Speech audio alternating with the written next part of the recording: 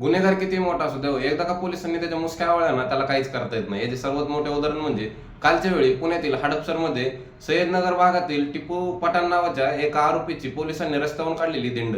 या रिजवान उर्फ टिपू पठाण नावाच्या गुंडावरती कमीत कमी 28 खून, मारहाणीचे तसेच खंडणीचे आरोप होते। आता पोलिसांनी काल याला ताब्यामध्ये घेऊन सय्यदनगर मधून याची चालत दिंड काढली। त्याला ताब्यात घेताना पोलिसांनी जे भाष्य केले ते आपल्या स्क्रीनवरती तुम्ही बघू शकता। सय्यदनगर मधल्या जाहीर आव्हान आहे, काळेपडळ पोलीस स्टेशनतर्फे जाहीर आव्हान आहे की हा जो आहे हा टिपू पठाण आहे आणि हा कथित भाई आहे। त्या एरियामध्ये याची दहशत आहे असं आम्ही ऐकून आहे।